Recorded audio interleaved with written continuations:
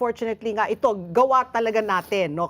Kumbaga tayong mga citizens ng Metro Manila, tayo ang guilty po diyan. Pero at the same time, the accountability also of government. Kumbaga it has to be a partnership, no? We do our share, government also does its share because you collect taxes from us. So people are also asking now, yung Metro Manila master plan. Kasi like yung mga videos sinabi na nakita ngayon sa may Baclaran, pero syempre sabi ng Baclaran, hindi naman sa amin Tinaboy lang nanggaling yan yan. sa kanila. Nanggaling yan sa Las Piñas, nanggaling yan so wherever collected na po yan. So the question is there really a master plan? And how far are we already in terms of implementing this master plan? Kasi nga, baka nangyayari, puro piecemeal, kanya-kanya, each city is just doing its own baka thing. minsan conflict pa dun sa Conflict, kabila. not knowing that it's all interconnected. Diba? So, paano po? Yes. What is the status po of this master plan? Is there even such a thing as a master plan? Or puro plan lang, wala namang implementation? Diba? Yes. At PN Kaweng, meron na pong pre-feasibility study na nagawa. In fact, I was just on the phone with both MMDA Chairman Don Ortez and Secretary Vince Dizon yesterday kasi nga nag-uusap nga kami tungkol sa sitwasyon natin. Ito yung mga dapat gawing hakbang.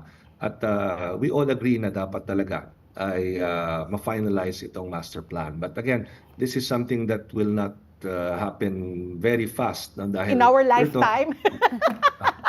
In our lifetime mangyayari yan.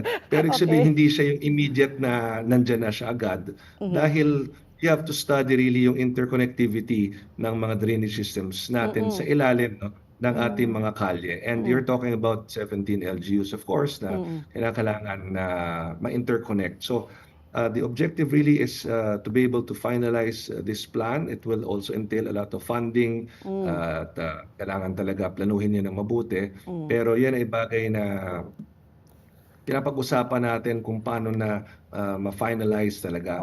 Sapagkat ako po, I truly believe that yes, we have our individual drainage master plans as cities, but again, we are all interconnected. Hindi pwedeng iniisip ko yung sa San Juan lamang, di ba? Because yung drainage systems namin, ko-connect din yan sa aming mga katabing lungsod sa Mandaluyong, Quezon City and Manila. So, ito po talaga yung kinakailangan gawin. But again, this is not as easy as it sounds. No? So talagang kailangan pagsumikapan nga po ito. So may follow-up lang there, Mayor Francis. So I don't think, yun na nga, sabi mo, there's a pre-feasibility study, no? And yun na nga, there is a plan, but I don't think it's going to happen during this administration because I'm sure there's going to be intensive, what do you call this, planning, consultation, tapos sabi mo nga 17 LGUs. So not in the Marcos lifetime. Parang wala pa tayong mararanasan.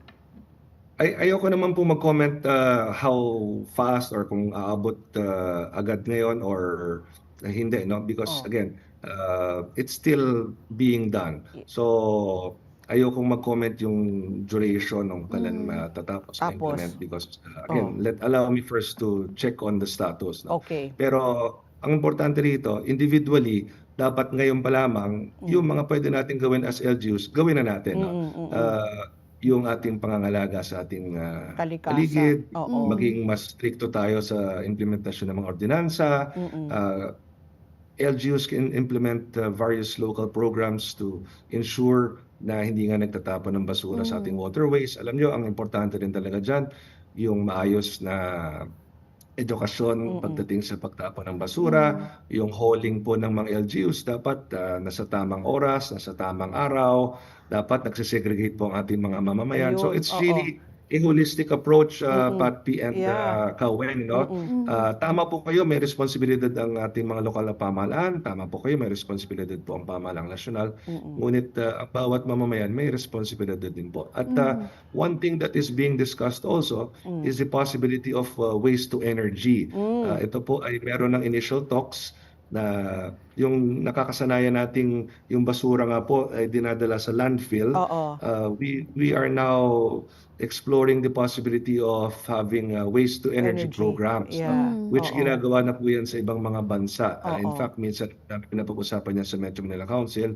I will just check on the status ng mga plano, no? Yan, malaking tulong po yan sa atin dahil alam niyo yung mga landfill natin unti-unti ring napupuno, no? Correct. Di naman kung forever na pwede dala Tambak. tayo ng basura sa mga landfill because at some point yung buhay ng mga landfill nito ay titigil din.